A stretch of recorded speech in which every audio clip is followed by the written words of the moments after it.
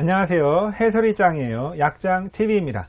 고혈압약은 매일 평생 먹어야 하는데 고혈압약 부작용은 없는지 궁금해 하실 듯 합니다. 모든 약은 부작용이 있을 수 있고요. 당연히 고혈압약도 부작용이 있을 수 있습니다. 가장 뻔한 부작용은 혈압이 내려간다는 거죠. 혈압이 낮은 사람이나 어린이가 혈압약을 잘못 먹으면 저혈압으로 쓰러질 수 있습니다. 몇 알을 실수로 많이 먹으면 응급 상황이 발생하기도 하고요. 즉시 치료받지 않으면 생명이 위태로울 수도 있습니다. 고혈압 환자가 병원에서 정상적인 용량으로 처방을 받아서 먹을 때도 부작용은 생길 수 있는데요. 보통 혈압약이 잘 맞지 않을 때 부작용이 발생합니다. 다시 말해서 혈압약을 드시는 모든 분들이 부작용이 생기는 것은 아니고 일부 사람들에게만 생긴다는 건데요. 이런 경우 약을 바꾸면은 불편한 증상이 사라지게 됩니다. 대표적인 부작용은 나른함, 어지러움, 두통, 피부 발진, 발목 부종입니다. 그러나 혈압약의 종류가 워낙 많고 각각의 약물마다 부작용이 다르니 약물별로 분류해서 알아둘 필요가 있고요. 같은 혈압약이라도 어떤 사람은 부작용이 생기는 반면 다른 사람들은 장기적으로 복용하셔도 전혀 부작용이 없는 경우가 대부분입니다. 여러분들이 드시는 혈압약은 A, B, C, D 중에 하나인데요. A 한 가지를 드실 수도 있고 C 한 가지를 드실 수도 있는데 A와 C를 동시에 드시는 경우도 많고요. A, C, D 세 가지를 한 번에 드시는 경우도 많습니다. 물론 A, B, C, D 네 가지를 한 번에 드시기도 합니다. 이 각각의 혈압약은 장점과 단점이 서로 다르고 그 약의 특징이 다르기 때문에 본인의 건강 상태, 본인의 동반질환 상태에 따라서 병원에서 적절한 약을 골라서 처방을 해주기도 하고요. 또 기관지 천식이 있는 경우에는 베타 차단제를 쓰면 안 되고, 그 다음에 통풍이 있는 경우에는 이뇨제를 가능하면 써서는 안 쓰는 것이 좋고, 이렇게 각각의 가이드라인이 따로 있기도 합니다. A라는 혈압약에 대해서 부작용에 대해서 좀 말씀을 드리면은 이 A에 해당이 되는 약은 로자르탄, 발사르탄, 테밀사르탄처럼 이렇게 무슨 탄으로 끝나는 약인데 가장 많이 처방이 되는 혈압약입니다. 그래서 혈압약을 드시는 분들은 거의 이 약을 드신다라고 봐도 되는데요. 이 약은 부작용이 가장 없습니다. 혈압약 중에서 제일 부작용이 없는 약이에요. 그리고 효과도 매우 좋습니다. 부작용이 있어 봐야 어지러움 정도? 이 어지러움이 만약에 부작용으로 나타났다 하면은 혈압약의 용량을 좀 조절하면 됩니다. 용량을 가능하면 최대한 낮게 이렇게 쓰면은 이 어지러움도 거의 없고 괜찮습니다. 그런데 매우 드물게, 아주 드물게 나타나는 10,000명 중에 1명이나 10만 명 중에 1명이 나타날까 말까한 부작용이 바로 혈관 부종입니다. 혈관 부종은 입술, 턱, 목 이런 데가 붓는 부작용인데, 그런데 이것도 아시아인 같은 경우에는 거의 부작용이 발생하지 않고 흑인들한테 조금 더 부작용이 나타나는 편입니다. 그래서 아시아인들은 동양계 사람들은 거의 이 부작용을 거의 무시한다시피 이렇게 하고 있고요. 또 드물게 피부 발진 아니면은 아주 드물게 기침 이런 경우가 발생하기도 하는데 거의 걱정이 없고요. 칼륨을 과잉 섭취하면 안 된다는 주의사항이 있습니다. 이 음식으로 녹색잎 채소 같은 데 칼슘이 아니고 칼륨입니다. 녹색잎 채소에 칼륨이 많은데 음식으로 드시는 건 전혀 상관이 없고, 약으로 칼륨이 많은 약이라든지 아니면은 칼륨 소금, 나트륨 대체 소금, 칼륨이 많이 들어가 있는 소금 같은 거를 일부러 많이 드시는 경우에는 별로 안 좋다. 그 정도만 주의사항이 되겠습니다. 그 다음에 또 많이 쓰는 약이 C에 해당이 되는 약인데 암로디핀, 펠로디핀, 니페디핀처럼 무슨 핀으로 끝나는 약입니다. 이 C에 해당이 되는 약은 A보다는 부작용이 많습니다. 어떤 부작용이 있냐면은 두통을 좀 기억을 해 주셔야 되는데, 내가 두통이 생겼는데 이게 혈압약 때문일 거라고는 전혀 상상도 못 하시는 그런 분들이 많이 있습니다. C에 해당이 되는 약은 동맥을 확장시켜서 동맥벽의 칼슘 채널 차단제이기 때문에 동맥이 확장되면 뇌혈관이 확장이 되면은 두통이 좀 약간 생길 수가 있습니다. 그래서 두통이 생기면은 병원이나 약국에 물어보시면은 혈압약을 체크해서 혈압약을 바꿔보는 경우도 있습니다. 바꾸면 또 괜찮으니까요. 그렇게 또 해보고, 발목 부종 같은 경우도 간혹 드물게 생기기도 합니다. 저희 약국에도 발목 부종이 오셔가지고 혈압약을 바꿨는데 괜찮아지신 그런 분도 있습니다. 동맥이 확장되기 때문에 혈관이 확장돼서 혈압이 낮아지는 원리인데, 이 발목의 동맥만 확장되고 이 피가 내려갔다 올라오기가 힘들어가지고 발목이 약간 붓는 경우도 있다. 그렇게 이해를 하시면 되고, 그런 사람만 그렇습니다. 안 그런 사람은 전혀 안 그렇고요.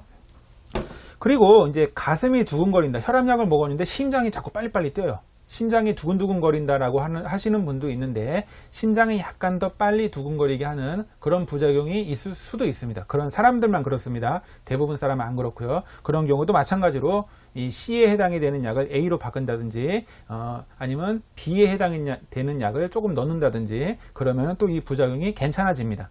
그러니까 부작용이 나타났다고 해서 잘못된 게 아니고, 부작용이 나타나면 용량을 줄이거나 다른 약으로 바꾸거나 다른 약을 추가하거나, 그런 경우에는 부작용이 감소를 합니다. D에 해당이 되는 약도 간혹가다 드시는데, 이뇨제 혈압약이라고 부릅니다. 혈관의 압력이 높으니까 혈압이 높은 건데, 이 압력이 낮게 물을 좀 빼줘가지고 물이 좀 빼져서 혈압을 낮추는 약인데, 우리 그 약대생들이, 학생들이 그 시험 기간에 이 D에 해당이 되는 혈압약의 부작용을 외우는 방법이 있습니다. 여름 파티로 우리는 외우고 있습니다. 왜 여름 파티냐? 여름이니까, 여름에 햇빛이 강하잖아요. 그러니까 햇빛에 의한 광감행 반응 부작용이 나타날 수가 있고요. 파티에는 먹을 거 많습니다. 먹을 걸 많이 먹기 때문에 많이 먹어서 혈당이 올라갈 수 있는 그런 부작용이 있을 수가 있다. 그래서 이 이뇨제, 티아지드 이뇨제라고 하는데요. 티아지드 이뇨제의 대표적인 부작용 두 가지가 뭐냐면은 혈당이 살짝 올라갈 수 있다. 그리고 광감인 반응, 햇빛에 의한 광감인 반응이 조금 더 민감해질 수가 있기 때문에 이뇨제 혈압약을 드시는 분들은 평소에 선크림을 자주 바른다든지, 아니면 과도한 직사광선의 노출을 가능하면 좀 피해 주시는 게 좋다, 이렇게 말씀을 드리는데, 그렇다고 해서 이 혈압약을 먹을 때 햇빛을 받으면 안 되냐, 뭐 그 정도는 아닙니다. 그 정도는 아니고, 한 10년 동안 계속해서 햇빛을 많이 받으면은 이 피부 질환이 생길 가능성이 약간, 조금, 눈곱만큼 조금 더 올라갈 수 있다. 그 정도만 생각하시면 되고, 또 이 당뇨 환자분이 이뇨제 계통의 혈압약을 그럼 먹으면 안 되냐, 그런 것도 아닙니다. 당뇨 환자분들한테도 이 약을 처방합니다. 왜? 혈압이 조절이 안 되니까. 예, 당연하죠. 혈압이 A와 C로만 충분히 혈압이 조절이 되면 이 D를 쓸 필요가 없습니다. 그런데 내가 당뇨 환자인데 A와 C 갖고 혈압이 조절이 안 됩니다. 그런 경우에는 더 혈압을 조절해야 되기 때문에 D를 쓰기도 합니다. 그래서 같이 쓴다는 거고, 또 한 가지 간혹 나타날 수 있는 부작용이 뭐냐면은 발기력이 떨어진다, 발기부전이 나타날 수 있다. 왜 그러냐면은 이 D는, 이뇨제는 물 빼는 약이니까. 왜냐면은 발기가 되려면은 물이 차야 되는데 물이 좀 빠지면은 약간 힘이 없어질 수 있다. 그리고 이 이뇨제 혈압약이기 때문에 소변이 약간 증가할 가능성이 있습니다. 그래서 아침에 먹습니다. 그래서 혈압약을, 특히 D에 해당이 되는 이뇨제 계통의 혈압약은 아침에 먹는 편이 더 좋습니다. 왜냐면은 저녁에 자기 전에 혈압약을 먹으면 밤에 혹시나 소변이 마려울 수가 있으니까. 예.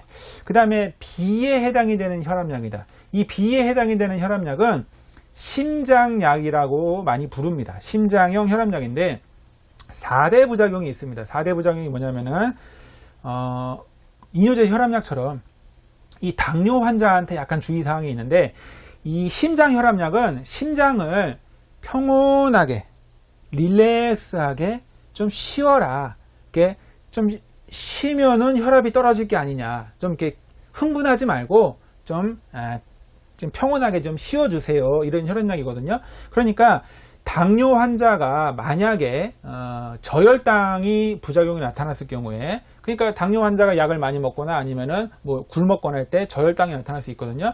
이런 저혈당의 증세가 손이 막 떨리고 신경질 나고 가슴이 두근거리고 하는 그런 저혈당 증세가 있는데, 이 심장형 혈압약은 손을 안 떨리게 만들어요. 그리고 신경질도 안 나게 만들고 평온하게 해줘서 혈압을 낮추는 약이기 때문에 사람이 막 심장이 두근거리고 저혈당 증세, 신경질이 나고 손이 떨리고 그런 증세가 안 생깁니다. 그러니까 저혈당 증세를 은폐시킬 수가 있는, 근데 어떻게 보면 좋은 거죠. 왜 좋은 거냐면은 평온하게 해주는 약이니까. 내가 지금 저혈당인데도 평온합니다. 그렇게 저혈당 증세를 은폐시킬 수 있는 부작용이 있을 수가 있다. 그러니까 당뇨 환자가 B에 해당이 되는 혈압약을 드실 때는 저혈당이 있나 없나를 조금 더 주의 깊게 관찰하시면 됩니다. 그 외에 배고픔이라든지 이런 것들은 더 나타납니다. 그러니까 배고픔의 부작용은, 그러니까 배고픔의 저혈당 증상은 나타나기 때문에 그런 거 관찰하시면 되고요. 그 다음에 손발에 말초혈관이 수축이 돼서 손이 저리거나 손이 차가워지거나 아니면은 손에 피가 잘 안 통하는 그런 부작용이 나타날 수가 있는데, 옛날 베타 차단제들이 그렇습니다. 요즘에 최근에 나온 혈압약들은 또 이 부분을 또 개선을 했기 때문에 또 괜찮기도 하고요. 이게 평온하게 해주는 약이라고 제가 그랬죠. 그래서 뇌에서 피로, 나른한, 불면 이런 부작용이 또 나타나기도 합니다. 왜 그러냐면은 베타 수용체를 차단하는 게, 심장의 베타 수용체를 차단하면은 평온해지는데 뇌에서 베타 수용체를 차단하면 이렇게 나른함, 그 다음에 피로, 불면 이런 부작용이 나타날 수도 있다라고 합니다. 그런 부작용이 나타나는 사람이 있고 대부분 사람들은 안 나타나니까 너무 이렇게 과도하게 걱정할 필요는 없고요. 또 한 가지, 이 발기력이라든지 성욕이라든지 이런 부분이 약간 감소하는 경향도 있습니다. 왜냐하면은 흥분을 해야지 이게 발기력이나 성욕이 증가를 하는데, 평온하게 릴렉스하게 현자 타임을 증가시키기 때문에 이 성욕이 약간 감소할 수도 있다. 그렇게 연구가 되고 있습니다.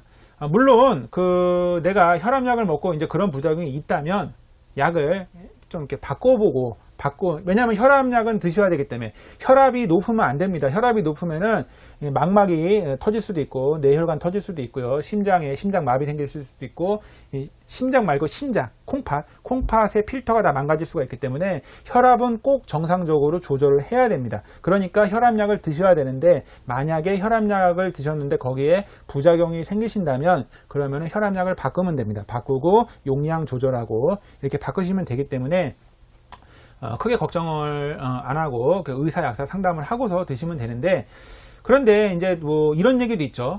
혈압약을 먹으면 뭐 부작용도 있고 안 좋으니까 혈압약을 끊고 건강기능식품이나 아니면은 자연식품으로 아니면 운동으로 조절을 해보자, 혈압약을 끊어보자라고 말씀하시는 분들도 있습니다. 그래서 그 말을 듣고 내가 병원에서 먹던 혈압약을 내 마음대로 그냥 탁 끊어버리고 어느 순간부터 혈압약을 안 먹었을 경우에 갑자기 사망하실 수가 있습니다. 왜 사망을 하냐면은, 이 B에 해당이 되는 혈압약은 심장의 베타 수용체, 심장에 뛰는 것을 조절해주고 있기 때문에, 그래서 평온하게 해주는 약인데, 이 약을 일순간에 갑자기 끊어버리면은 심장이 갑자기 요동을 쳐가지고 심장마비라든지 치명적인 심장 부담이 나타날 수가 있기 때문에 블랙박스 경고문이라고 합니다. 아주 엄중한 경고인데, 갑자기 의사 약사 상의 없이 갑자기 혈압약 끊으시면은 심장마비나 이렇게 사망하실 수도 있습니다. 그래서 그런 부분을 꼭 기억을 하시고, 혈압약을 끊으시려고 하면 서서히 천천히 용량을 줄이면서 그렇게 끊어야 되는데, 의사 약사 상담을 하면서 혈압약을 변경을 하면서 그렇게 가야 된다는 부분을 또 참고 삼아 말씀을 드립니다. 그게 B에 해당이 되는 혈압약의 부작용입니다. 자, 이상으로 혈압약의 부작용에 대해서 알아보았습니다. 이 영상의 내용은 참고로만 봐주시고요. 자세한 맞춤형 개별 상담은 동네 병원이나 약국에서 해주시면 감사하겠습니다. 내용이 마음에 드시면 구독과 좋아요를 눌러주시고요. 알람 설정도 해주시면 감사하겠습니다. 다음에 더 좋은 영상으로 찾아뵙겠습니다. 시청해 주셔서 감사합니다.